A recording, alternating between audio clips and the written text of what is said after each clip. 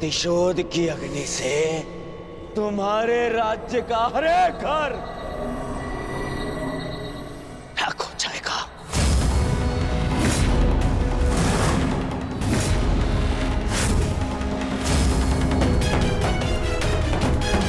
दुर्योधन शांत, चलो यहां से।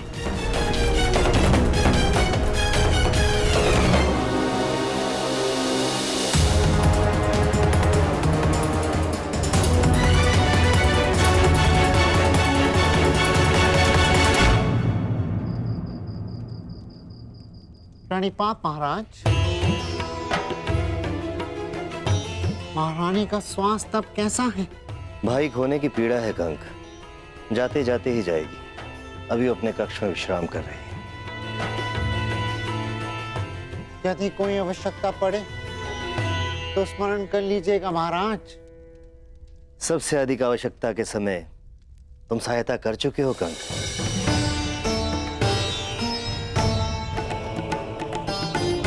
तुमने ठीक ही कहा था। मैं कीचक के नहीं, संशय के दबाव में था। एक राजा और एक पिता को उसका कर्तव्य स्मरण कराने के लिए धन्यवाद कंक। मुझे मेरा खोया हुआ आत्मविश्वास लौटाने के लिए धन्यवाद। क्षमा कीजिएगा महाराज, समय सावधान रहने का है। हस्तिनापुर युवराज की ललकार को मत भूलिएगा, क्योंकि मत्स्य का वो सेनापति मारा जा चुका है जिसके भय के कारण विराट नगर की सीमाएं सुरक्षित थी। कुरु सेना किसी भी क्षण आक्रमण कर सकती है महाराज, किसी भी क्षण।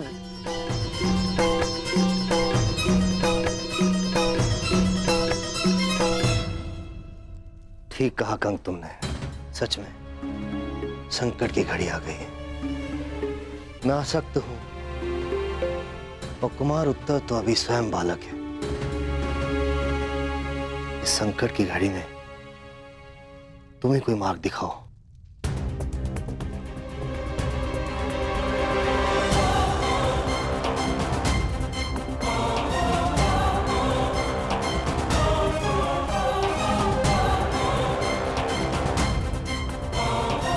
आक्रमण होने की दशा में मार्ग तो केवल युद्ध ही है महाराज।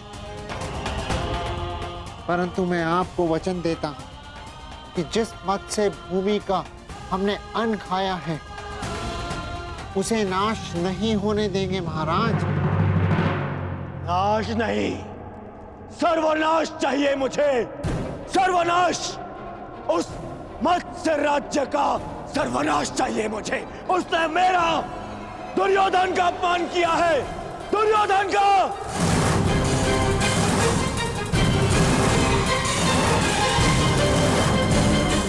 उस अपमान का कारण स्वयं तुम हो दुर्योधन। अतिथि की मर्यादा तुमने भंग की है।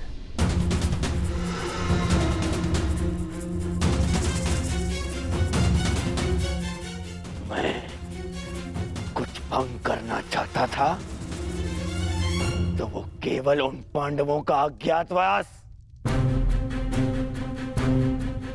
जो उस सभा में नहीं हुआ, वो अब रणभूमि में होगा। विराट पर आक्रमण करके होगा।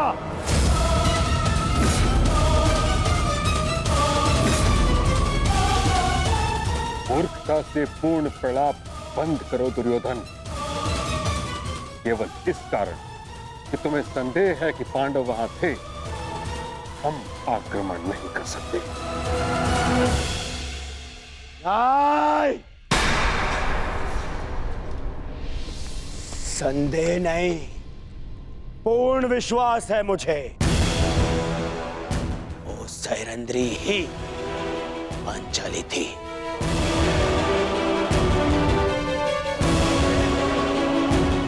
अब मामाश्री से पूछ लीजिए, गण से पूछ लीजिए, वो भी वहां उपस्थित थे। सर्वप्रथम तुम मुझे उत्तर दो, क्या तुमने पांडवों को देखा? क्या तुमने पांचाली को देखा?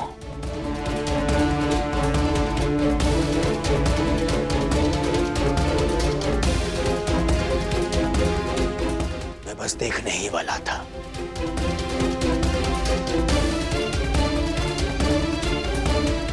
ठीक, नहीं देख पाया, परंतु उसका अर्थ ये नहीं कि वो वहां नहीं है।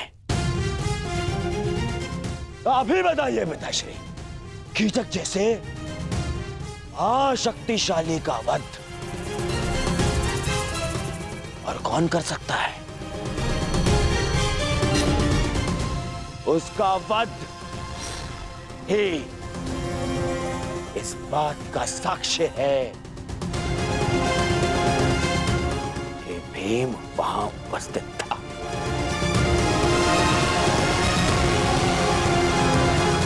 मैं दुर्योधन की इस बात से सहमत हूं ताचरी।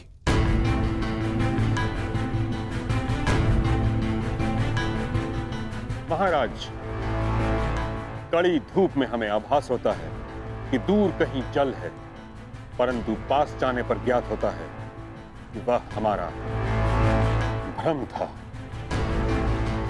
वह मृग तृष्णा थी। दुर्योधन भी मृग तृष्णा का रोगी है।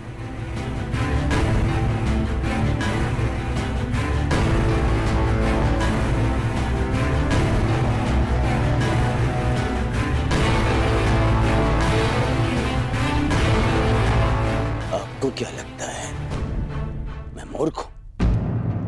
शत्रुता के कारण समस्त राज्य को युद्ध की अग्नि में जो झोंक दे वो मूर्ख नहीं है तो और क्या है?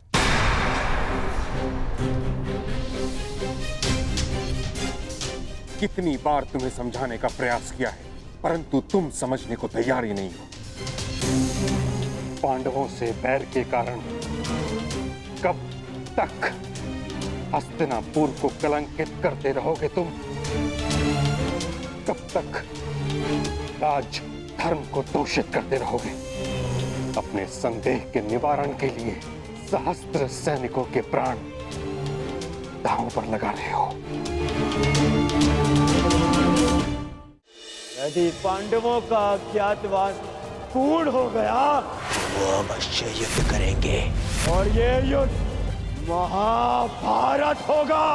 यदि विराट पर हमला करने से ये महायुद्ध टल सकता है, मुझे पुत्र दुर्योधन का ये प्रस्ताव स्वीकार है।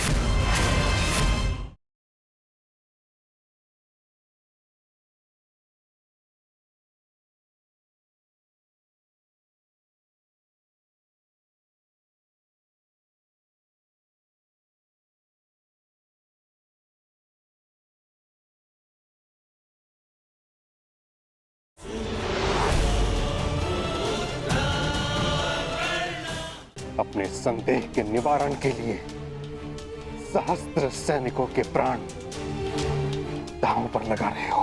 क्षमा कीजिएगा महामहिम।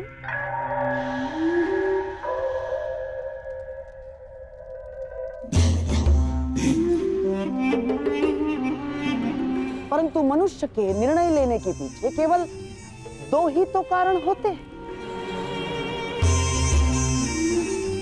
एक विश्वास और दूसरा संदेह। आपको संदेह था महाराज धृतराष्ट्र की योग्यता पर, इसीलिए आपने महाराज धृतराष्ट्र के भाई महाराज पांडु को राजा बना दिया।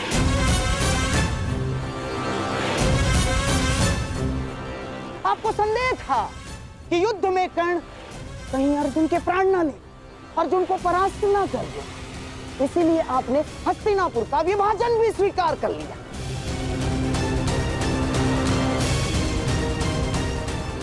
आपको संदेह था कि द्यूत सभा में आपके प्यारे पांडवों के साथ कोई छल ना हो जाए, इसीलिए आपने नियम बनाए। और इस समय भी आपको संदेह ही है कि कहीं मेरा प्यारा दुर्योधन आपके प्रिय पांडवों को खोज ना ले और फिर से उन्हें वनवास ना जाना पड़े। महामहिम, बस करिए गंधार राज।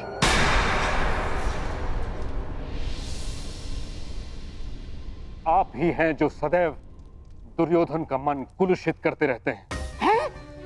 कभी समझाया है आपने इसे कि एक सैनिक जब मृत्यु को प्राप्त हो जाता है तो कैसे उसका परिवार धीरे धीरे वर्षों तक मरता रहता है।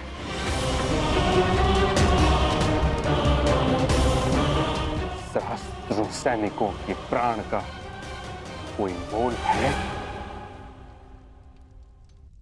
मुझे मोल नहीं है। मोल है पितामह, है। मुझे कुछ 100 सैनिकों का नहीं, उन लाखों सैनिकों के प्राण का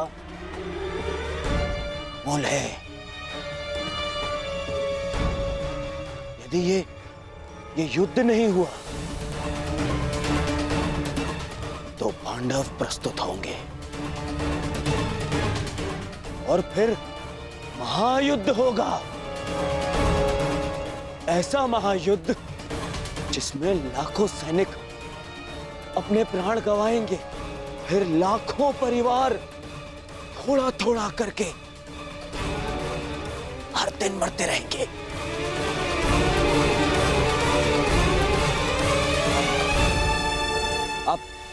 आप ही बताइए पिताश्री, क्या मैं अनुचित कह रहा हूं? लाखों सैनिकों के प्राण बचाने के लिए कुछ 100 सैनिकों का वीर गति प्राप्त करना बलिदान है या मूर्खता?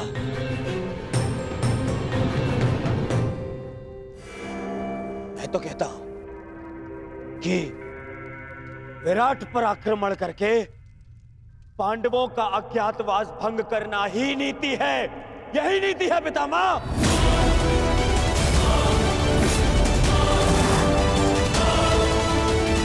पुत्र दुर्योधन, विचार करो, पांडव तुम्हारे साथ कैसे युद्ध करेंगे? द्वारका सहित आधा भारत तुम्हारी संधि में है और शेष पर तुम दिग्विजय प्राप्त कर चुके हो। संधियां तो टूटने के लिए ही होती है पितामह। पांडवों के वो मित्र जिन्होंने मेरे भाई से मुझसे संधि की है, वही उनके सामने आते ही मुझसे संधि तोड़ देंगे। परंतु आपको क्या, आपने तो सदा पांडवों का ही समर्थन किया है। आज भी जब मैं उन पांडवों से हस्तिनापुर की सुरक्षा का प्रयास कर रहा हूं, आज भी आप उन्हीं का समर्थन कर रहे हैं।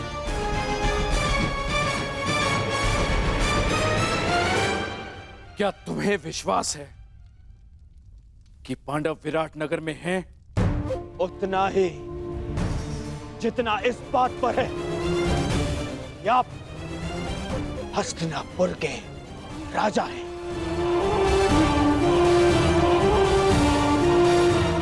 और पितामह भीष्म हस्तिनापुर का हित चाहते हैं। पिताश्री, यदि पांडवों का अज्ञातवास पूर्ण हो गया तो वो अवश्य युद्ध करेंगे।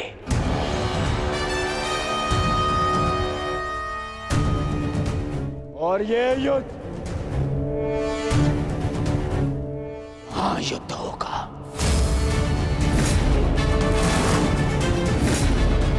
महाभारत होगा, जिसमें महाविनाश होगा।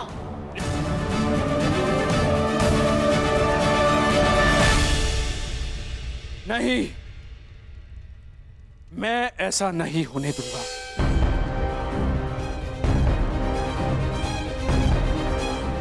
यदि विराट पर हमला करने से ये महायुद्ध, ये महाविनाश टल सकता है, तो मुझे पुत्र दुर्योधन का ये प्रस्ताव स्वीकार है।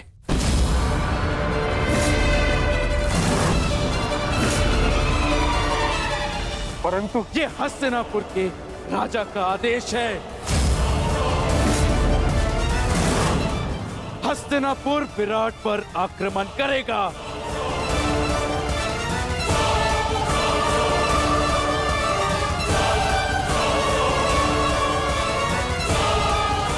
युद्ध की तैयारी हो।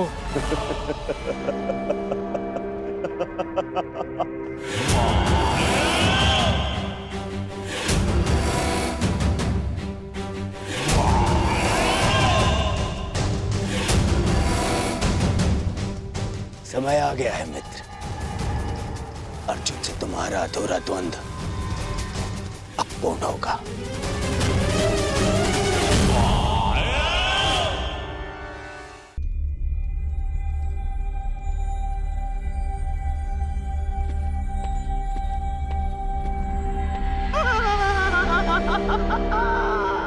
अब तुम बच नहीं सकते मेरे प्यारे भांजे पांडवों।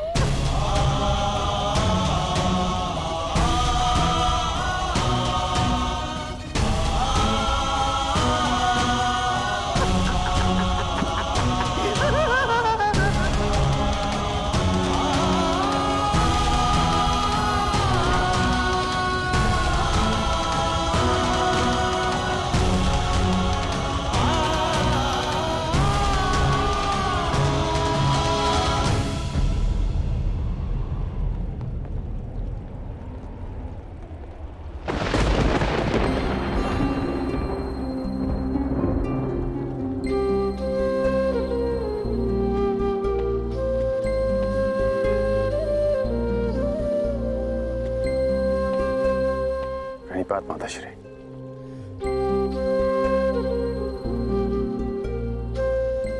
मैं जानता हूं आप आज मुझे विजयी होने का आशीर्वाद नहीं देंगे। मैं आज कुछ देने नहीं,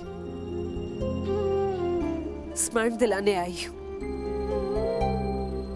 तुम्हें ज्ञात होगा कि मेरे पुत्र और पुत्रवधू के साथ छल हुआ है। जो इंद्रप्रस्थ के सम्राट थे वो पिछले 12 वर्ष से वन में भटक रहे।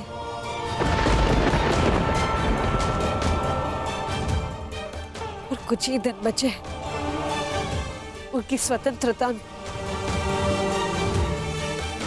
और उनके साथ फिर से छल होने जा रहा है। हस्तिनापुर से इतनी बड़ी सेना उनकी वृत्त प्रयाण कर रही है। उनकी आत्मा रक्षा के लिए उनके पास एक भी सैनिक नहीं।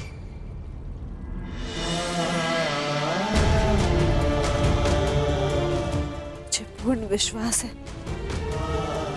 कि तुम मेरे पुत्रों के साथ एक और अन्याय नहीं होने दोगे। मैं तुम्हें स्मरण दिलाने आई हूँ कि माताश्री,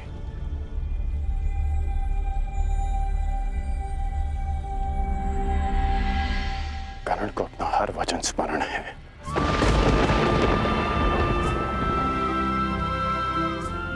मैंने युवराज दुर्योधन के लिए शस्त्र उठाने का वचन दिया है, तो युद्ध तो मैं अवश्य करूंगा।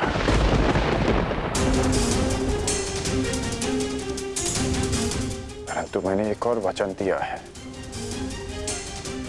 कि आपके पुत्र अज्ञातवास पूरा करेंगे, और ये वचन भी मैं अवश्य पूरा करूंगा।